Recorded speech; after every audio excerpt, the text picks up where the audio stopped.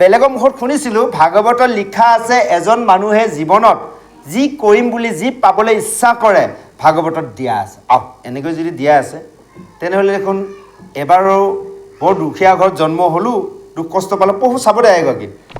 যদি ভাগৱত পঢ়িলে তাত সিদ্ধান্ত দিয়া আছে ভাগৱতখন পঢ়ি চাওঁ, যদি তাত সিদ্ধান্ত দিয়া আছে অকণমান ভালভাৱে ভাল গৃহত জন্ম হয় যাতে অকণমান ভাল কৰ্ম কৰিব পাৰোঁ।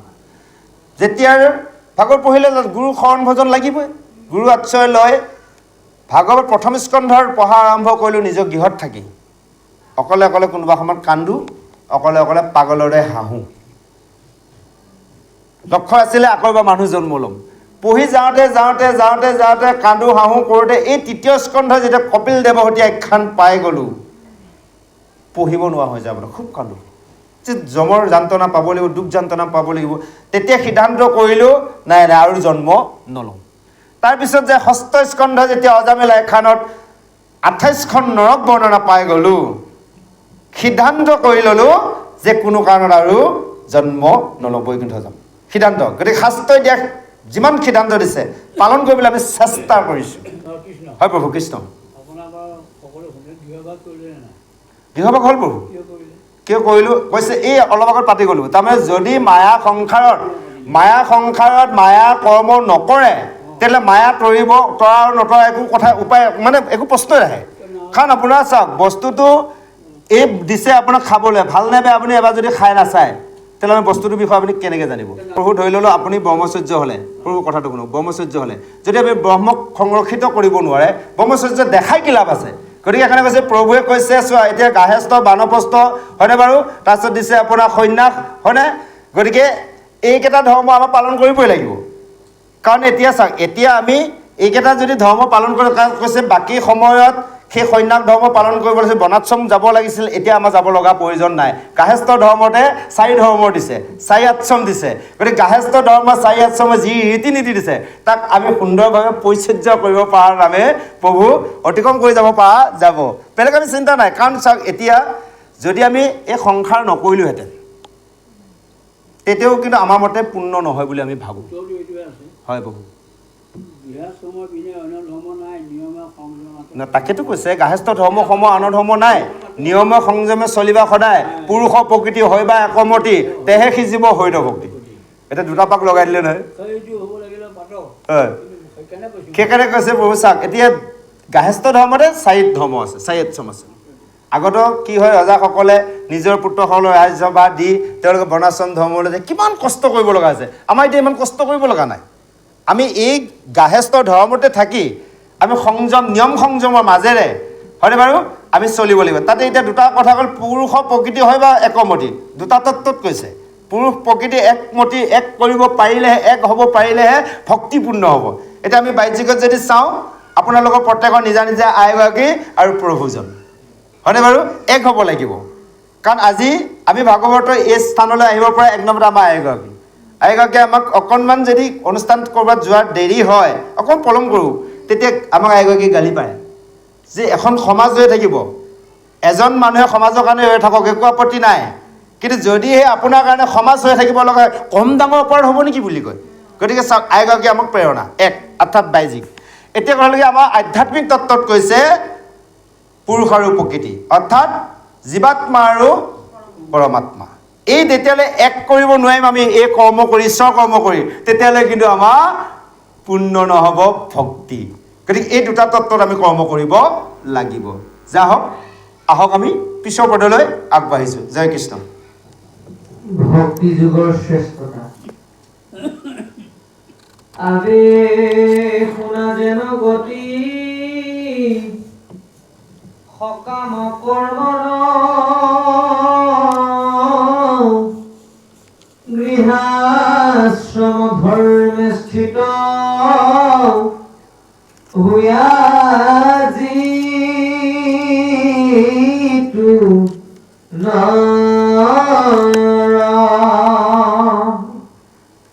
বেদৰ পুষ্পিত বাণী শুনি মনোহৰ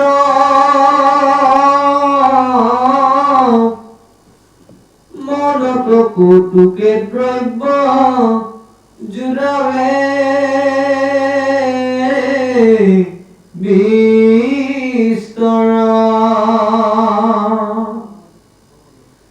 এই নাম আৰম্ভয় যজ্ঞ পাছে নানা পশু মাৰি দেৱ পিতৃগণ কপু জয় অহংকাৰী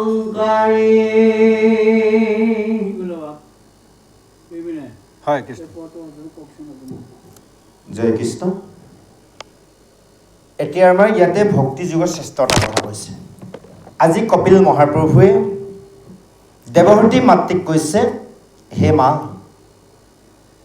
যে সকাম কৰ্ম কি গতি হয় ইয়াৰ ওপৰত মই তোমাক কওঁ যে গৃহস্থৰ ধৰ্মত থাকি নৰসকলে সকামী কৰ্ম কৰে কাৰণ সকলোৱে দ্ৰব্যৰ যোগাৰ কৰি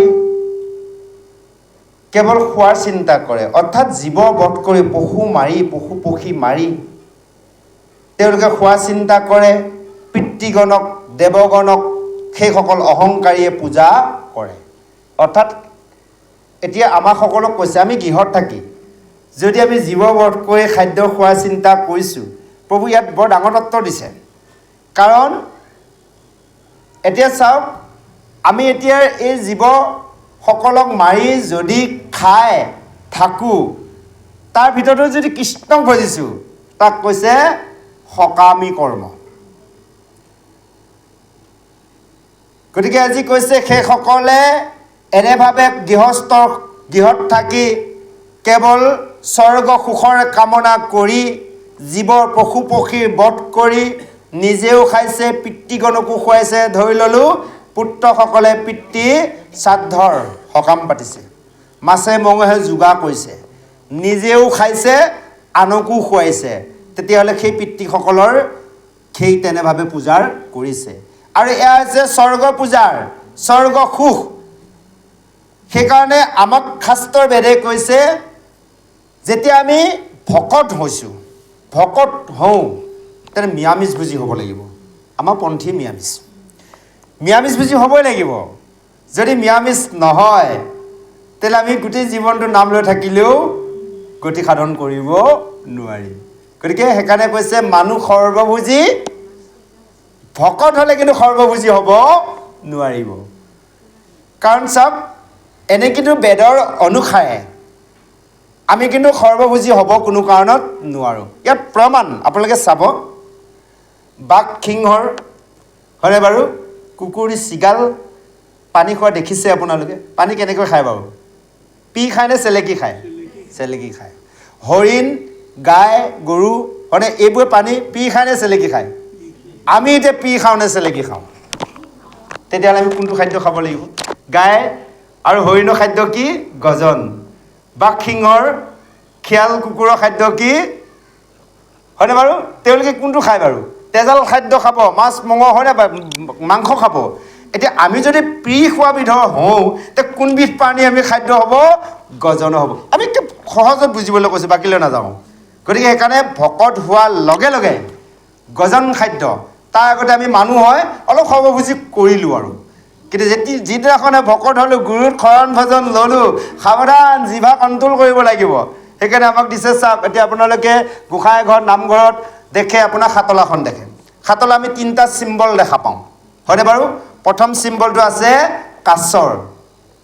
কাছৰ ওপৰত আছে এটা হাতীৰ ওপৰত আছে কি এটা সিংহ ইয়াৰ তত্ত্বটো আমাক ভকতি দিশত দিছে ভকত হ'বলৈ যাওঁতে কাৰণ কাছৰ হৈছে ভক্তি প্ৰদীপ গতিকে কাছৰ ভক্তি প্ৰদীপ আমি যেতিয়া ভকত হৈছোঁ সাৱধান কাছয়ে যেনেকৈ শত্ৰুক দেখিলে নিজৰ ঠেং আৰু ডিঙিটো সুমুৱাই দিয়ে তদনুৰূপ আমিও জানিছোঁ এইখিনি বেয়া ঠাই পাওঁকেইটা চপাব লাগিব আগতে গৈছিলোঁ সেইকেইটা ঠাইত এতিয়া যাব নোৱাৰোঁ সংযত আগতে এই হাতে যিকোনো কৰ্ম কৰিছিলোঁ জীৱ বধ কৰাৰ পৰা ইত্যাদি বিভিন্ন বেয়া কৰ্ম কৰিছিলোঁ গতিকে এই কাছদৰে হাত দুখন সুমুৱাই দিবলৈ সংযত কৰিব লাগিব আগতে কৰা কৰ্ম কৰিব নোৱাৰোঁ এতিয়া এই কাছয়ে যে ডিঙি সুমুৱাই দিয়ে ইয়াৰ অৰ্থ হৈছে কি এই মুখখন আমাৰ আগতে যা তা কৈ ফুৰিছিলোঁ, যা তা কথা বাক্য আমি মুখৰ পৰা ক'ব নোৱাৰিম। আগতে য'তে ত'তে যা তা খাইছিলোঁ, এতিয়া এই মুখে য'তে ত'তে খাব নোৱাৰিম। গতিকে আমি সংযত কৰিব লাগিব ভক্তি প্ৰদীপ। এই যে ভক্তি, ভকত হ'লোঁ, কাছ হ'ল ভক্তি প্ৰদীপ, ভকত হৈ গ'লোঁ। ভকত হোৱাৰ পিছতো আকৌ তাৰ ওপৰত ভক্তি প্ৰদীপৰ ওপৰত কি কয় হাতীটো দিলে। হাতীটো হৈছে পাপৰ প্ৰতীক। ভকত হৈও আমাৰ অহংকাৰ ভাৱ যে আছে, ভকত হৈও আছে। মই নহ'লে সমাজৰ কামখিনি কোনে কৰিব? মইহে কৰোঁ মেধি কাম, মইহে পাঠে, মইহে নামতি, হয়নে বাৰু? গতিকে মই মানে অহংকাৰ, তই মানে গালি, এনেকৈ হয় পুৰুষৰ আয়ুষ হানি। গতিকে লগে লগে কি হ'ল? অহংকাৰ ভাৱ আহি গ'ল। এই অহংকাৰটোক দমন কৰিবলৈ ওপৰত দিলে সিংহ। সিংহ হৈছে নামৰ প্ৰতীক। গতিকে নামেহে সকলো মষিমু কৰিব পাৰে। সেইকাৰণে যুগ ধৰ্ম বুলি কৈছে। এতিয়া কলি যুগত কি কৰিব লাগিব? কেৱল হৰি নামৰ ব্যতিৰেকে অন্য গতি দিব নোৱাৰে। এতিয়া আমি কোন যুগৰ মানুহ? কলি যুগৰ মানুহ। সত্য যুগে ধ্যান, তেতা যুগে যজ্ঞ, দাপৰত পূজা, কলি হৰি কীৰ্তনৰ বাদে আৰু নাহিকে দুজা।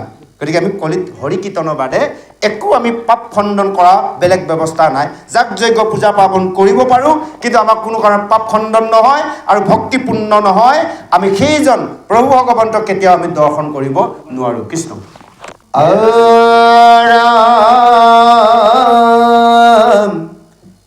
বিমানত শৰীৰংগে ফুৰে কিয়া কৰি, নন্দনবনত কিৰে লয়া পেচৰি, শ্ৰদ্ধানুসূয়া তাৰ তৈতো নুগুচয়, প্ৰতিদিনে দিব্য ভোগ অপাৰ ভুঞ্জয়, তথাপিতো মনে তাৰো সুখ নিমিলয়, অদেশে বিমানৰ হন্তে অন্যত পৰয়, কটু দিন পৰে তাৰো বিমান কম্পয়, পুণ্য ক্ষয় হইল হেন তেখম্বে জানয়। জয় কৃষ্ণ। এতিয়া এই যে মনুষ্যসকলে বিষয়ৰ সংসাৰত থাকি এনেভাৱে জীৱৰ বধ কৰি কৰি পৰিয়ালবৰ্গ পুহি নিজৰ পেট ভৰণ পোষণ কৰি ইন্দ্ৰিয়ৰ সুখ কৰ্ম কৰি যেতিয়া সেই অকণমান পুণ্য সঞ্চয় কৰে, সেই পুণ্য দ্বাৰা স্বৰ্গলৈ যায়।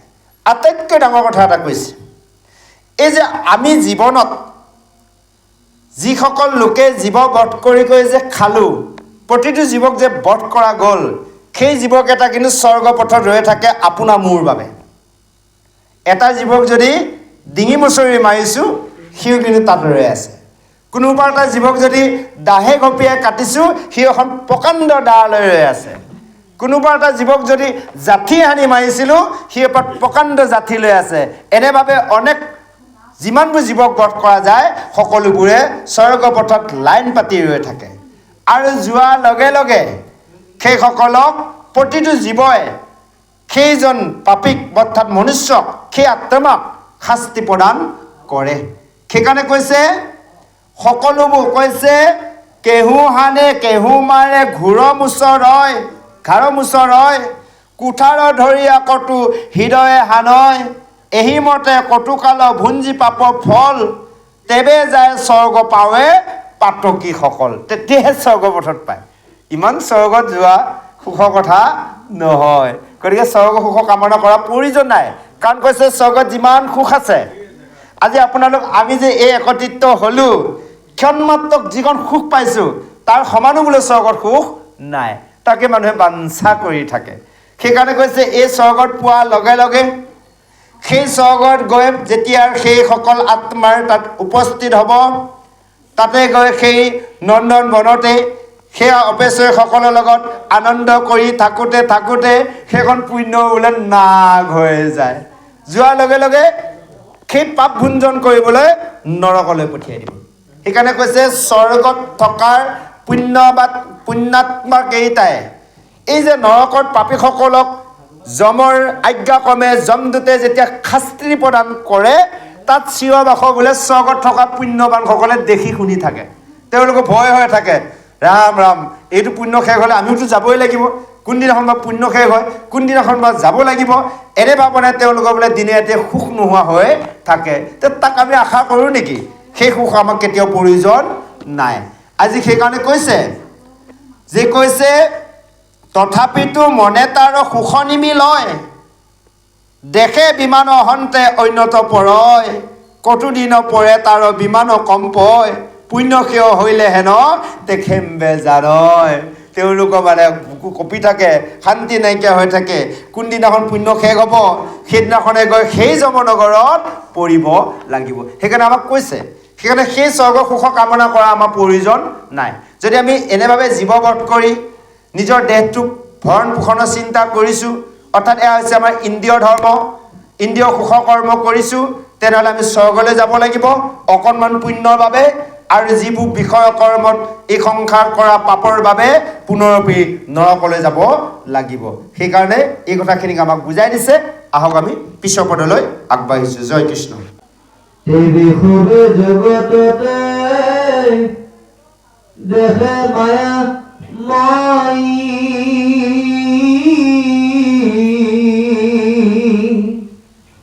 অনায়াসে গয়া মুৰা অস্বৰূপ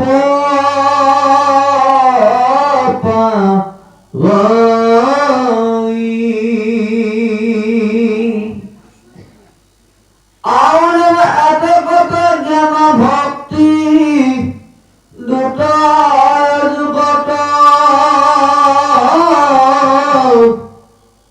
এতে ভগৱন্ত প্ৰাপ্তি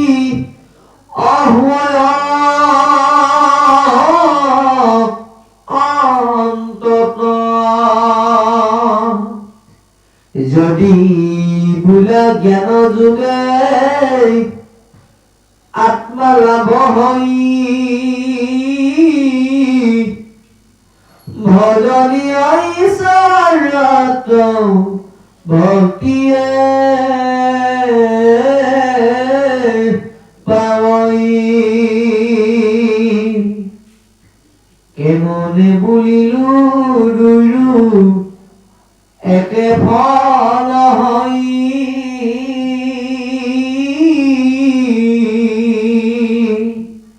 দৃষ্টান্ত সহিতে শুনা ইহাৰ নিৰৈ।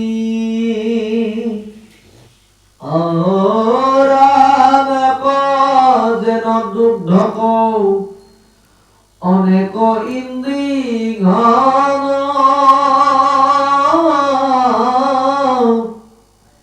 নিজ গুণ অনুসাৰে অকৰা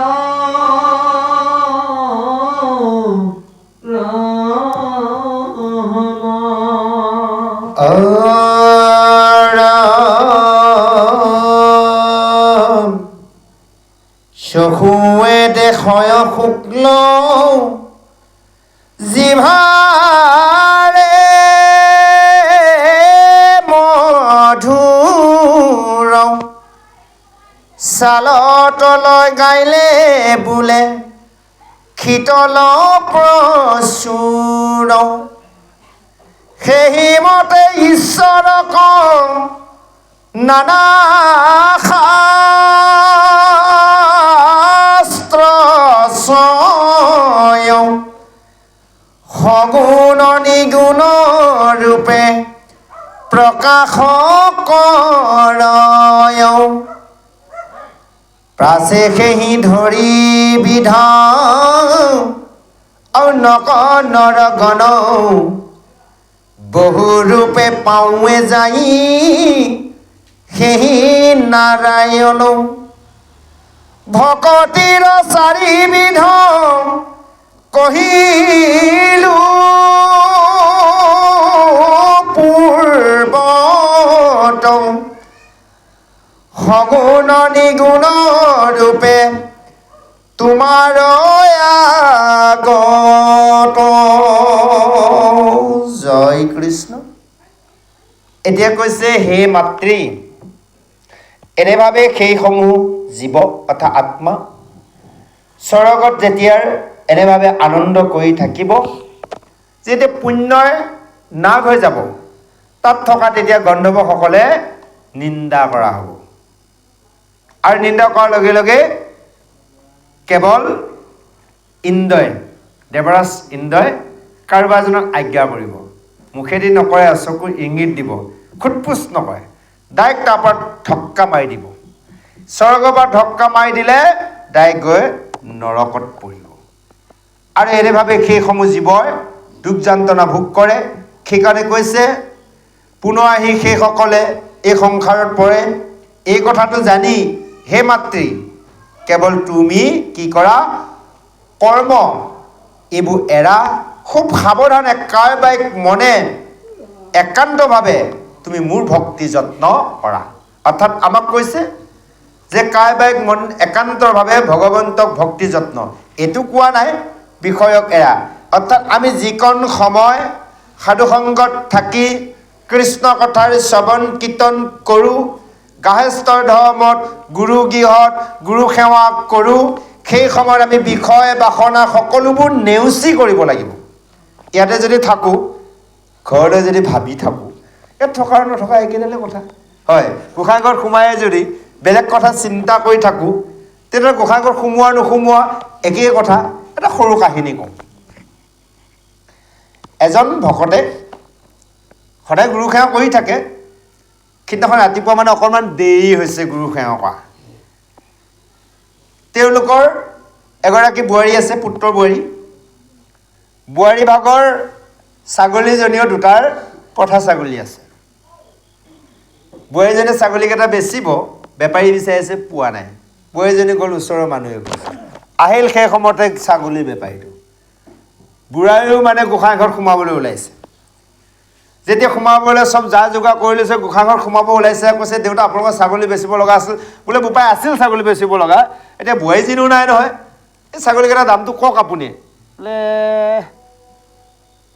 তুমি আৰু এটাহে বেচিবতো 600 টকা দিবা যোৱা বুলি কৈছে আজি ঘটনা নহয় আৰু 600 টকা তেতিয়াও বহুত নহয় জানো তেতিয়া ক'লে 400 ল'ব আৰু বোলে নাই নহ'ব বোলে মোক সময় নাই বোৱাৰীজনী আহিলে তুমি আহিবা যোৱা বোলে বুঢ়া গোসাঁইঘৰত সোমাই গ'লে চব যতন কৰি মেলি লৈ কৰি মেলি আৰু মানে গুৰু সেৱা আৰম্ভ কৰিছে আৰু ইফালে আকৌ বোৱাৰীজনী বাটতে ছাগলী বেপাৰীটোক লগ পালে মাতি লৈ আহিলে ছাগলী দেখালে দাম দৰ চলি আছে এতিয়া গোসাঁইঘৰত সোমাই তেওঁ এতিয়া বৰতাল কোবাই প্ৰসংগ কৰা আৰম্ভ কৰিছে বোৱাৰীজনীক মাত দিবও নোৱাৰে মনটো কিন্তু ছাগলী বোৱাৰীৰ প্ৰতি হৈ আছে দাম দৰ কৰি থাকোঁতে বোৱাৰীয়ে কি দাম ক'লে কি নক'লে ছাগলী বেপাৰীটোৰ লগত দাম দৰ চলি আছে মানে 300 350 400 টকাতে এতিয়া ছাগলী দিব আৰু বুঢ়াই এতিয়া প্ৰসংগ কৰা সময়ত কি কৈছে জানে এতিয়া ডাইৰেক্ট বোৱাৰীজনীক ক'বও নোৱাৰে এতিয়া প্ৰসংগেই কেৱল বৰতাল কোবাইছে আৰু কৈছে লৱকোষৰ দুটি ভাই 600 টকা কম নাই বুলি কৈছে পুৰা মাৰিছে লৱকোষৰ দুটি ভাই 600 টকা কম নাই লৱকোষৰ দুটি ভাই 600 টকা কম নাই বোৱাৰীয়ে গম লৈছে দেউতাৰ প্ৰসংগ সদায় বেলেগ আজি প্ৰসংগ কিয় বেলেগ ফটকে বোৱাৰীয়ে গম পাই গ'ল নিশ্চয় বেপাৰীটো আহিছিল তাৰমানে দেউতা 600 টকা দাম কৈছিল তেতিয়া লগে লগে কৈছে নাই কৈছে 600 টকা নহ'লে মই নিদিওঁৱে আৰু লাষ্ট টাইম বেপাৰীয়ে 600 টকা দি লৈ গ'ল তাৰপিছত মানে গোসাঁইঘৰৰ পৰা ওলাই আহিবলৈ কৈছে যে এতিয়া মই মাত দিব পৰা নাই সেইকাৰণে কৈছে প্ৰসংগ চেঞ্জ কৰি দিলোঁ এই ভাৱনাই যদি আমি গুৰু সেৱা কৰোঁ সাধুসংগত থাকোঁ পঢ়োঁ কামত আহিবনে বাৰু একো কামত নাহে গতিকে আমি যিকণ সময় এই ভাগৱত শাস্ত্ৰই সেইটোৱে কৈছে যে সকলো এৰা সকলো পৰিহৰি আনৰ চিন্তা পৰিহৰি কেৱল কৃষ্ণক হৈ যাব দিছে কোন সময়ত সাধুসংগত থকা সময়ত গুৰু সেৱা কৰা সময়ত বাকী সময়তো আকৌ আমি বিষয় কৰ্মই কৰিব লাগিব কোননো যাম অহনিকটো কৰ্ম এৰি আমাক ঈশ্বৰৰ নাম ল'ব দিয়া নাই কিন্তু আমি কৰ্ম মাধ্যমেও ভগৱন্তৰ নাম ল'ব লাগিব সেই কৈছে খাওঁতে শুওঁতে উঠিতে বহুতে শয়নে সপোনে হাঁচিয়ে হেকটিয়ে পিছলোতে উজলোতে কেৱল ভগৱন্তৰ নাম স্মৰণ ভগৱন্তৰ নাম থাকিব লাগিব সেইকাৰণে আজি কপিল মহাপ্ৰভুৱে দেৱতীক কৈছে যে তুমি এনেভাৱে খুব যতনেৰে কেৱল মোক ভজনা কৰা মই যে ঈশ্বৰ কেৱল মাত্ৰ মোৰতে শৰণ ল'বা আৰু সমস্ত ভূততে অৰ্থাৎ হৃদয়ত মই বিৰাজ হৈ আছোঁ কৈছে সমস্ত ভূতৰতে আছোঁ মই হৰি সবাকো জানিবা বিষ্ণু বুদ্ধি কৰি এনেভাৱে তুমি চিন্তা কৰিবা আৰু যিজনে এনেভাৱে চিন্তা কৰিলে তেওঁ অল্পতে অকণমান ভক্তিতে কেৱল মোক পাব আৰু কৈছে তেবে সবে জগতৰ দেখে মায়াময় সেইজনে জগতখনক মায়াময় দেখিব আৰু অনায়াসে গৈ সেইজন মোৰ স্বৰূপটো পাব হয়নে বাৰু তাৰ প্ৰমাণ কাৰণ সেই সময়ত গজেন্দ্ৰক জলগাহে ধৰিলে পুত্ৰ পৰিবাৰে গজেন্দ্ৰক উদ্ধাৰ কৰিব নোৱাৰিলে কোনোফালে বাচিব নোৱাৰে গজেন্দ্ৰই ভাবি ল'ল যে মোৰ মৃত্যু নিশ্চিত লগে লগে সেইজন ভগৱন্তক গজেন্দ্ৰই স্মৰণ কৰি দিলে দিয়াৰ লগে লগে ভগৱন্ত আহি গ'ল গৰুড় স্কন্ধত আহি কি কৰিলে গাহৰ মুখৰ পৰা গজেন্দ্ৰক উদ্ধাৰ কৰিলে সেই গজেন্দ্ৰই চতুৰ্ভুজ ৰূপ ধাৰণ কৰি গুচি গ'ল এতিয়া যদি আমি সেই অন্তিম সময়ত সেইজন গজেন্দ্ৰক জলগাহে ধৰিছে আমাক ধৰি আছে কালগাহে কালগা গম পাইছে কাল মানে হৈছে সময় গতি কেতিয়া এদিন আছিলোঁ কাৰোবাৰ পুত্ৰ তাৰ পৰা কাৰোবাৰ পিতৃ হ'লোঁ ককা হ'লোঁ ক'লৈ গৈ আছোঁ জীৱনৰ দিন বেলি বহিবলৈ গ'ল গতিকে এইটো কিহৰ গতিত কালৰ গতিত গতিকে চাওক লগে লগে সেই গজেন্দ্ৰই ভগৱন্তক স্মৰণ কৰিলে ভগৱন্তৰ এটা ৰূপ পালে এতিয়া আমিও যদি ভগৱন্তক চিন্তা কৰোঁ তে ভগৱন্তৰ ৰূপ পাম সেইকাৰণে ভগৱন্তই কৈছে মুহুৰ চৰণ চিন্তে যিটো জন মুহুৰ স্বৰূপ পায় হুইয়া পাৰিষদৰ থাকে বৈকুণ্ঠত তাহাৰ জন্ম মৃত্যু নাই গতিকে আমি ভগৱানৰ চিন্তা কৰিব লাগিব যদি ভগৱানৰ চিন্তা নকৰি অন্তিম সময়ত বোলে আজিকালি উলিয়া বইলা চিন্তা কৰি বইলা জয় কৃষ্ণ ক'লৈ যাব গতিটো তাৰ প্ৰমাণ ভাগৱতৰ ৪ৰ্থ স্কন্ধৰ পুৰঞ্জন আখ্যান পুৰঞ্জনে নিজৰ স্ত্ৰীগৰাকী আইগৰাকী দেখিবলৈ ভাল বাবে অন্তিম সময়ত আইগৰাকী চিন্তা কৰি মৃত্যুবৰণ কৰাৰ বাবে তেওঁ দ্বিতীয় জন্মত স্ত্ৰী হৈ জন্ম ল'লে আৰু ইফালে পঞ্চম স্কন্ধত যদি চাওঁ আমি ভৰত ৰজাই কি কৰিলে নিজৰ ৰাজ্যভাৰ পুত্ৰক অৰ্পণ কৰি দি বনাশ্ৰমলৈ গৈ হৰিণ মায়াত পৰিলে গতিকে তেওঁ হৰিণ হৈ জন্ম ল'লে তাৰপিছতহে আকৌ জয়ভৰত হৈছে তাৰ সেইবাৰহে গতি সাধন কৰিছে গতিকে আমি সেইকাৰণে কৈছে অন্তিম সময়ত যাক চিন্তা কৰি মৰিব লাগিব সেইজনক চিন্তা কৰিবৰ কাৰণে এতিয়াৰ পৰা আমি অভ্যাস কৰিব লাগিব কৰ্ণপথে অভ্যাসে নৰ যদি এতিয়াৰ পৰা পাপ কৰি থাকোঁ সেই সময়ত আনে যদি ঈশ্বৰক নাম স্মৰণ কৰাই দি শুনাই দিয়ে সেইজন পাপী বোলে কাণত নুসুমায় কাণত খলা পিন্ধাই থৈ দিয়ে সেই সময়ত এজন পাপীৰ ওচৰত যদি অন্তিম সময় হ'ল বোলে সকলোৱে নাম গাই শুনাই আছোঁ সেইজনক কাণত খলা সোমাই দি থৈ নুসুমাই তেওঁ কাণত নাম গতিকে সেইকাৰণে আমি এতিয়াৰ পৰাই তাক প্ৰস্তুত কৰিব লাগিব এতিয়া আমি ইয়াৰ ৰিহাৰ্চেল মঞ্চ আচল নাটকখন হ'ব জীৱনৰ শেষ সময়ত অন্তিম সময়ত এতিয়া ৰজা মহাৰজা পাত মাতি আছোঁ সেইখিনি সময়ত যদি চোৰৰ পাত মাতিব লগা হয় আয়ো বোপায়ো বুলি যদি মাতা যায়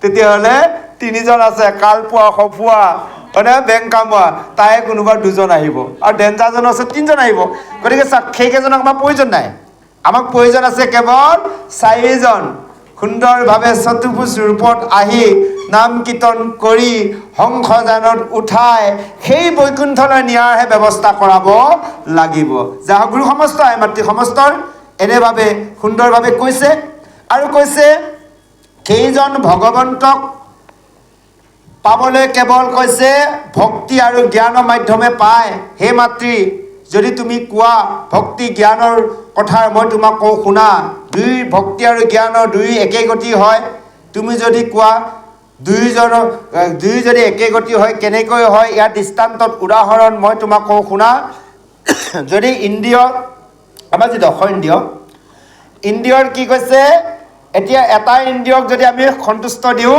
বাকীকেইটা ইন্দ্ৰিয়ও সন্তুষ্ট হয় চকুৰে যদি কিবা এটা চাবলৈ মন যায় ন বহু চকুৰে চাই দিয়াৰ লগে লগে বাকীখিনিও অকণমান সময়ৰ বাবে শান্তি হয় আৰু কিবা এটা ভোক লাগি আছে খাবলৈ পোৱাৰ লগে লগে সেই ইন্দ্ৰিয়টোৰ বাবে বাকী ইন্দ্ৰিয়খিনিও অকণমান সময়ৰ বাবে সন্তুষ্ট এই যে ইন্দ্ৰিয় সুখবোৰ হৈছে খন্তেকীয়া সুখ আপোনালোকে চাব যিজন ভকত মানুহেতো নকয় ভকতৰ মুখত শুনিব বোলে আত্মা বৰ সুখ পালোঁ জানি ল'ব সেইজন প্ৰকৃতাৰ্থতে শুদ্ধৰ ভকত আৰু আমাৰ মেক্সিমাম ভকতৰ মুখত শুনা যায় মনটো সঁচাকৈ বৰ ভাল লাগিল দেই মনটো সঁচাকৈ বিৰাট আনন্দ পালোঁ দেই তাৰমানে কি মন মানে কি ইন্দ্ৰিয় সুখ খন্তেকীয়া সুখ এতিয়া খালোঁ অলপ পিছত ভোক লাগিব খাবলৈ মন যাব এতিয়া কিবা এটা দেখিলোঁ আকৌ চাবলৈ মন যাব ক'ৰবালৈ গ'লোঁ আকৌ এদিন যাবলৈ মন যাব, কিবা এটা কাম কৰিলোঁ আকৌ এদিন কৰিবলৈ মন যাব।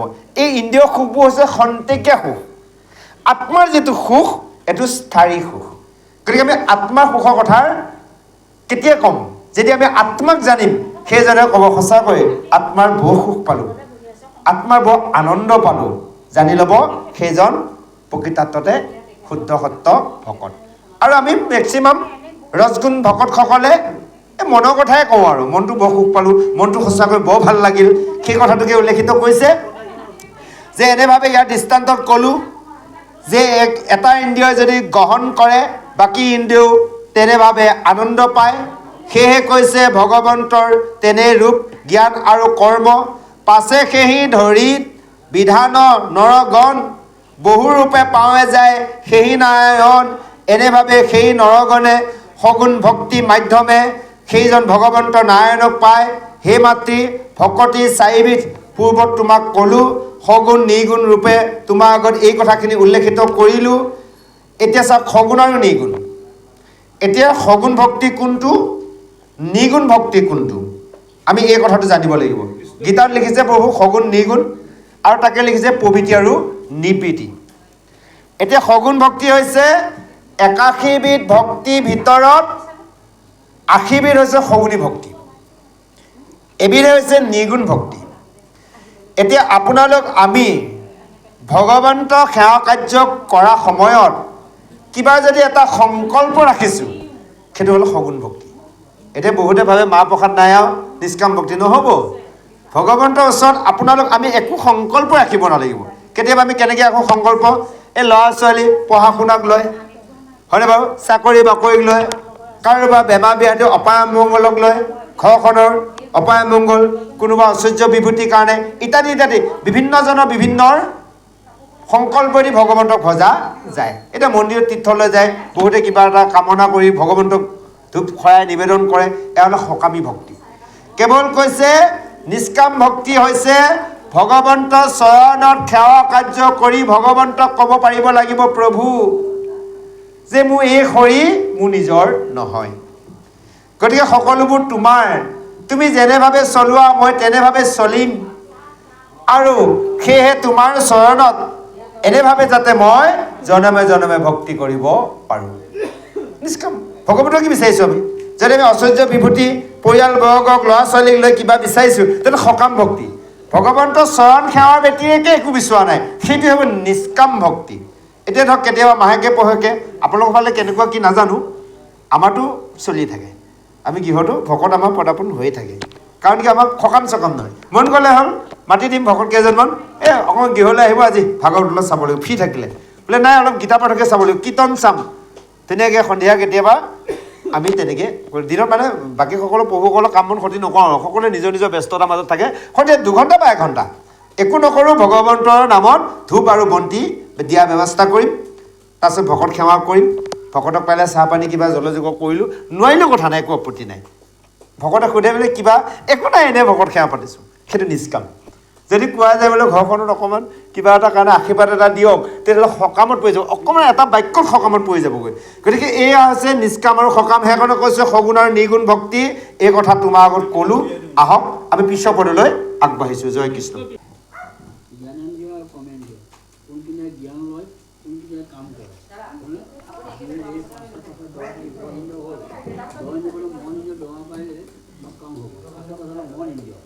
মনবোৰ বলিয়াই যেনি যেনি যায় কৃষ্ণ মুখাই গৰখীয়া আনিব ঘূৰাই, এটা মদমুখ হাঁহি যেনেকৈ অংকুশ মাৰিলে পোক মাছখিনি ঘূৰি আহে, এই মন ইন্দ্ৰিয় মানে জ্ঞান অংকুশত সোমাই ঘূৰি আহে। মন ইন্দ্ৰিয় দমন কৰাৰ পিছত আৰু কোনো বস্তু নাই। এতিয়া প্ৰভু মন, এতিয়া চাওক আমাৰ 5টা জ্ঞানেন্দ্ৰিয় 5টা কৰ্মেন্দ্ৰিয়, লগত হ'ল মন। এই মনৰ আগত 4টা নাম গম পায় নাপায়? 5টা কৰ্মেন্দ্ৰিয় জ্ঞানেন্দ্ৰিয় আপোনালোকে বুজি পায়, লগত মন, এই হ'ল দশইন্দ্ৰিয়, মানে 11 ইয়াৰ মনৰ আকৌ সেই মনটো বাদে আৰু 3টা নাম আছে। এটা নাম হৈছে বুদ্ধি, এটা নাম হৈছে অহংকাৰ, এটা নাম হৈছে চিত। মন বুদ্ধি চিত অহংকাৰ, এইটো মনৰ পৰাই হয় প্ৰভু, বেলেগকৈ এক্সট্ৰা বস্তু নহয়, মনৰ পৰা হয়। তাৰমানে মনে অনেক ভাৱনা কৰে, মনে কিন্তু সিদ্ধান্ত কৰিব নোৱাৰে। মনে এবাৰ ক'ব অমুকলৈ যাম, বোলে নাযাওঁ, বোলে অমুকটো খাম, বোলে নেখাওঁ। সিদ্ধান্ত কৰিব নাই, মনে অনেক ভাৱনা কৰে। মনে তাক সিদ্ধান্ত দিব বুদ্ধিয়ে, বোলে নাই নাই অমুকৰ বৰুৱা ঘৰত ভাগৱতত যোৱাটো ভাল। বুদ্ধি সিদ্ধান্ত হৈ গ'ল। এই যে সিদ্ধান্তটো গ্ৰহণ কৰিলে, তাৰপিছতে স্থিৰ কৰি ল'লে সেইখন হৃদয়ে যে যামে খাটাং স্থিৰ মানে চিত। এই অহংকাৰ এই মনৰ পৰা হয়।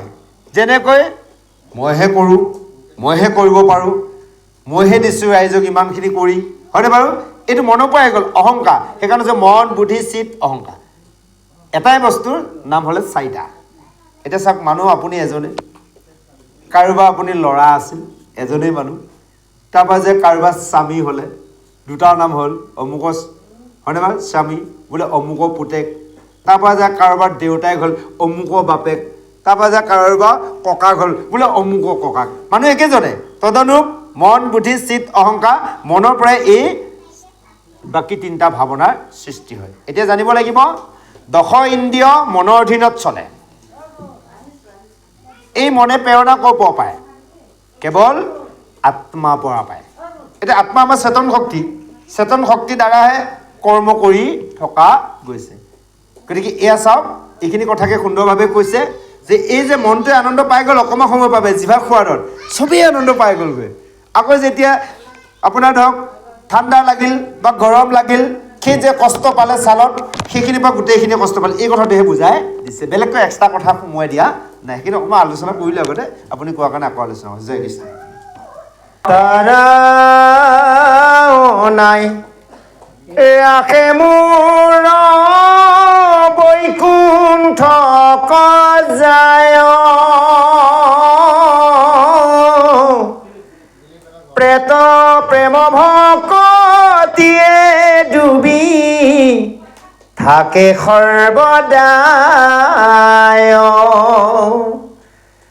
নিশ্চৰে জানিবা মাতি মই সম্বাৰ, অনুগত হৈয়া থাকো কৈলো কথা সাৰ। জয় কৃষ্ণ।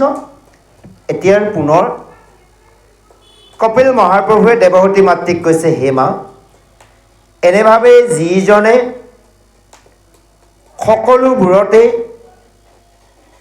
মই আছোঁ বুলি জানি মোক চিন্তা কৰে আৰু সেইসকল নৰয় সেই নাৰায়ণ ৰূপে মোক পায়। আৰু মই পূৰ্বত তোমাক এই ভক্তি কথা ক'লোঁ, আৰু সেইকাৰণে তুমি শুনা, জীৱৰো সংখ্যা কহিলোঁ নাম নানা মত, শুনি যেনমতে লোকে হুৱে বিৰকত। সেইকাৰণে এই জীৱৰ সংসাৰ তামসিক গতিৰ কথাৰ তোমাক উল্লেখিত কৰিলোঁ। এইসমূহকে লোকসকলে শুনিলে, জানিলে তেওঁলোকে ভয় খায়, তেওঁলোকে বেয়া কৰ্ম এৰি বিষয়ৰ প্ৰতি লোকসকলে বিৰকতি ভাৱ আনি এই সংসাৰ তৰাৰ ব্যৱস্থাৰ কৰিব। যে হে মাতৃ, এইবোৰ হ'ল গৃহতত্ত্বৰ কথা, তুমি ইয়াক যাকে তাকে নকবা। আমি কম মহা অপৰাধীনে বাৰু? এইবোৰ কথাৰ গোপন কথা। আমি কি কৈছোঁ, মাইক ফোন লৈ চিঞৰি চিঞৰি কৈ আছোঁ। আচলতে একে সমপক্ষৰ সকলৰ লগতহে এইবোৰ কথা শ্বেয়াৰ কৰিব লাগে। এতিয়া নুশুনা সকলকো আমি শুনাই থকা নাই জানো বাৰু? বোলে নাহিকে শ্ৰদ্ধা নপাতয় কাণ, তাকো যদি দে নামকৰ দান, সিও নাম মহা অপৰাধী। শাস্ত্ৰসন্মত এতিয়া অপৰাধত পৰিছোঁ। আৰু ইফালে কৈছে, নামৰ কীৰ্তন কৰোঁতে আনে আনমন কৰি নুশুনে কাণে, অধুক যাইবে হৈবে কলা, কাণতো বাইবে তপত হলা। গতিকে শ্ৰদ্ধাৱান সকলকহে এই নাম, এই গৃহতত্ত্বৰ কথা দিব দিছে। কাক কাক দিব দিয়া নাই পদত কৈ দিছে। সলোৱাসকলক নিদিবা, চতুৱাসকলক নিদিবা, ধৰ্মধ্বজীসকলক, অৰ্থাৎ তিনি বস্ত্ৰ পিন্ধি ধৰ্ম মানে ভকত দেখাই বুজিছে কিন্তু ভকত হ'ব পৰা নাই, সেইসকলক এই গৃহতত্ত্বৰ কথা নকবা। আৰু যিসকল লোভীয়া সেইসকলক নিদিবা। যিসকলে গৃহ সুখতে ৰতি হৈ থাকে, কেৱল পুত্ৰ ভাৰ্যা ঐশ্বৰ্য বিভূতি গৃহখনৰ বাহিৰে ভকতৰ ভগৱন্তৰ চিন্তা নাই, সেইসকলক এই কথা নকবা। আৰু ভকতদ্ৰোহীসকলক এই কথা নকবা, অভকতসকলক এই কথা নকবা। সেয়াই মই তোমাক এইখিনি উপদেশ দিলোঁ। কিন্তু তুমি কাক কাক কবা? যিসকল শ্ৰদ্ধালু, পৰম ভক্তৰ, আৰু যিসকলে জীৱহিংসা নকৰে, প্ৰাণী দুৰাচৰণ নকৰে, বিষয়ৰ প্ৰতি যিসকলৰ বিৰক্তি ভাৱ আহিল, আৰু যিসকল শান্তমতী, যাৰ অন্তৰখন হৃদয়খন শুদ্ধ, এইসকলকে তুমি এই কথা কবা। সেইকাৰণে এতিয়া আমি ভকতসকলে হয়নে বাৰু, ভকতে মাতাৰ লগে লগে আমি দৌৰি যাব লগা হয় সময় সুবিধা মিলাই। কাৰণ কিয়? কোনোবাই ভগৱন্তৰ কথা দুআষাৰ শুনিব বিচাৰিছে, শ্ৰদ্ধাৱান, শ্ৰদ্ধালু ভকত, সেইকাৰণে দৌৰি দৌৰি বিভিন্ন ঠাইৰ পৰা ভকতসকলে আহি বিভিন্ন ঠাইত ভগৱন্তৰ গুণনাম প্ৰচাৰ কৰে। সেইকাৰণে সেইকণ সময় সকলো শ্ৰদ্ধাৰ বাবে গ্ৰহণ কৰিব লাগে। সেইকাৰণে কৈছে এইসকলকহে দিবা। আৰু তেহে কি হ'ব? তাসম্বাৰ মাতৃ কহিবা যত্ন কৰি, সেইসকলক যদি যত্ন কৰি কোৱা, তেহে ভগৱন্তই বোলে অকণমান সময়তে সন্তুষ্ট হয়। তাৰহে ব্যৱস্থা আমি কিন্তু কৰি ফুৰিছোঁ। নহ'লে আমি তাতে থাকিয়ে আমাৰ নিজৰ জেগাতে আমি বহুত ভকতৰ সংগ কৰিব। আৰু এটা আমাৰ ভাল ঈশ্বৰৰ কৃপাত, ভগৱন্তৰ কৃপাৰ আমাৰ প্ৰতিদিনাখনে ভাগৱত। আমি ডেইলি অধ্যয়ন চক্ৰ আছে আমাৰ ভগৱন্তৰ কৃপাত, নিজাৰ নামঘৰ। ডেইলি ভাগৱত সন্ধিয়া সন্ধিয়া 2 ঘণ্টা 2 ঘণ্টা হয়। তাৰপিছত সপ্তাহী ভাগৱত আছে আমাৰ মৰিগাঁও টাউনত, কৃষ্ণ মন্দিৰ, মৰিগাঁও বাৱৈ ৰাস মণ্ডপ, আৰু এইফালে হ'লে মৰিগাঁও পছতীয়া দৌল মন্দিৰ। প্ৰতি ৰবিবাৰে 2 ঘণ্টা 2 ঘণ্টা আমি তাত জড়িত আছোঁ। তাৰপিছত আকৌ পষেকীয়া ভাগৱত আছে আমাৰ, পূৰ্ণিমা আৰু মৰাশী, প্ৰতি মাহৰ 2টা হয়। তাৰপিছত মাহেকীয়া ভাগৱত আছে, তাতো আমি জড়িত আছোঁ। গতিকে আমি ইচ্ছা কৰি কেতিয়াবা নিজে নিজে বোলে নাই আজি সাধু সংগ নকৰোঁ, নকৰাকৈ থাকিব পাৰোঁ। কিন্তু প্ৰতিদিনাখন আমি সাধু সংগ কৰাৰ ব্যৱস্থা আছে। এই যে ভাগৱতৰ এই পদ লিখিছে, সেইকাৰণে যিয়ে মাতিছে শ্ৰদ্ধাৱান, দয়ালু, আৰু সেইসকল হ'লে ভক্ত, সেইসকলক শ্ৰৱণ কৰাবলৈহে আমি দৌৰি আহোঁ। তাৰ বাবে কিয় দৌৰি আহোঁ? পৰত কৈছে যদি সেইসকলক এনেভাৱে কোৱা যায়, তেনেহ'লে অকণমান সময়তে হৰিয়ে সন্তুষ্ট হয়। কৈছে যাৰা সবে শ্ৰদ্ধা কৰি ই কথা শুনয়, মুঠ মন দিয়া সিটো কীৰ্তন কৰে। যিসকলে এই কথাখিনি শ্ৰদ্ধাৰ বাবে শুনে, যিসকলে কীৰ্তন কৰে, সেইসকলে বোলে অনায়াসে বৈকুণ্ঠত যাব পাৰে। ইয়াৰহে ব্যৱস্থা কৰা হৈছে, অন্য বেলেগ ব্যৱস্থা নাই। সেইকাৰণে কৈছে যে তাৰা সবে অনায়াসে মূৰ বৈকুণ্ঠত যায়, প্ৰেম ভকতিয়ে ডুবি থাকে সৰ্বদাই, নিশ্চয় জানিবা মাতৃ মই তাসম্বাৰ, অনুগত হৈয়া থাকো কৰিলো কথা সাৰ। এতিয়া ভগৱন্ত, যিজন ভগৱন্তক কোনেও একো কৰিব নোৱাৰে, কোনেও বান্ধি ৰাখিব নোৱাৰে। প্ৰভুজনে উলিয়াইছিল তেতিয়া, কেৱল যশোদাই যদিও বান্ধিছিল, কেৱল 2 আঙুল কমিছিল, হয়নে বাৰু? গতিকে এতিয়া চাওক, ভগৱন্তে নিজে নিজে বান্ধ খাই গ'ল। কিহৰ বাবে? প্ৰেম ভক্তিৰ বাবে। গতিকে আমিও ভগৱন্তক বান্ধিব পাৰোঁ। সেইকাৰণে কৈছে ভগৱন্তে কৈছে সেইজন ভকতৰ ওচৰতহে মই অনুগত হৈ থাকোঁ, সেইজনক সদায় পিছে পিছে ফুৰোঁ, যে কিবা মোক কৰিব দিয়ে যদি মই কৰিম। তাৰ প্ৰমাণ কেনেকৈ ৰাখিছিল অৰ্জুনে ৰথসাৰথি কৰি কৃষ্ণক? আমি যদি চাওঁ, সেইখন অৰ্জুনৰ ৰথসাৰথি কৃষ্ণই আছিল। এতিয়া আমি এই দেহৰ ৰথসাৰথি আমি কেৱল কৃষ্ণক বনাই ল'ব লাগিব। এতিয়া প্ৰভুজনে আপোনালোকে ভুন ভুনকৈ পাতিলে, মই শুনিলোঁ, হয়নে বাৰু? মন আমাক খেলি মেলি অলৈ তলৈ যায়, কৃষ্ণ আমাৰ গৰখীয়া আনিব ঘূৰাই। কেতিয়া আনিব গৰখীয়া হয়? আমি কৈ থাকিলেও গৰখীয়া নহ'ব যদি আমি তেওঁক দায়িত্ব দিয়া নাই, হয়নে বাৰু? দায়িত্ব দিব লাগিব, এই সমস্ত অৰ্পণ কৰি দিব লাগিব। বোলে প্ৰভু এই দেহ মোৰ নহয়, তোমাৰ দেহ, এই পৰিয়াল মোৰ নহয়, তোমাৰ, এই ল'ৰা ছোৱালী ঐশ্বৰ্য বিভূতি প্ৰভু সকলো তোমাৰ, তুমি মোক যেনেভাৱে চলোৱা মই তেনেভাৱে চলিম। গতিকে চাওক, এতিয়া কোনোবা এজন মানুহক যদি আমি কামত লগাব লগা হয়, তাৰ এটা মজুৰি বিনিময় দিব লগা হয়। ভগৱন্তক যদি আমি এনেভাৱে ৰখীয়া পাতিব লগা হয়, ৰখীয়া নাপাতিলেও ৰখীয়া হৈ আছে দিয়ক, বুজিছে? যিদিনাখন ভগৱন্তই সৃষ্টি কৰিলে সেইদিনাখন ভগৱন্তই টোপনিয়ে মৰা নাই। আমি সেই টোপনি মাৰোঁ মাজে মাজে, হয়নে নহয় বাৰু? এতিয়া আমি যে ৰাতি শুই আছোঁ, আমাক কোনে ৰখি ৰাখি আছে? উশাহত ৰাম, নিশ্বাসত কৃষ্ণ, ভগৱন্তই, হয়নে? প্ৰাণ অপায়ন অহা যোৱা শ্বাস প্ৰশ্বাসৰ দ্বাৰাই আমাক ৰক্ষা কৰি আছে। গতিকে চাওক, সেইকাৰণে আমি ভগৱন্তক দায়িত্ব দিব লাগিব। দায়িত্ব কি দিব লাগিব? মজুৰি। এই যে আমি গুৰু সেৱা কৰোঁ, ভগৱন্তৰ নাম যে লওঁ শ্ৰদ্ধাৰ ভাৱে, তেতিয়া তাৰ মজুৰিটো পাই গ'ল। তেতিয়া ভগৱন্তই কৈছে, সেইজন ভকত মই অনুগত হৈ থাকোঁ, মোক কিবা কয় নেকি, ক'বলৈ পঠিয়াব নেকি, এনে ভাবে বোলে ভগৱন্তই সেইজন ভকতৰ অনুগ্ৰহ হয়। কোনসকলৰ? যিসকলে এই কৃষ্ণৰ কথা শ্ৰদ্ধাৰ ভাৱে শ্ৰৱণ কৰে, যিসকলে শ্ৰদ্ধাৰ ভাৱে কীৰ্তন কৰে। আহক আমি ইয়াৰ পিছত দেৱহূতি যি জীৱৰ মুক্তি পদলৈ আগবাঢ়িছোঁ। যাহক গুৰু সমস্ত মাতৃ সমস্ত, আমাৰ হাতত সময়ো বেছি নাই। আমি আৰু অকণমান আৰু 15 মিনিটৰ পিছতে এখনৰ পৰা আমি মেলানি মাগিম। কাইলৈ আকৌ বেলেগ অনুষ্ঠান আছে, বেলেগলৈ যাব লাগিব। যাহক আহক আমি অকণমান পদলৈ আগবাঢ়িছোঁ। জয় কৃষ্ণ।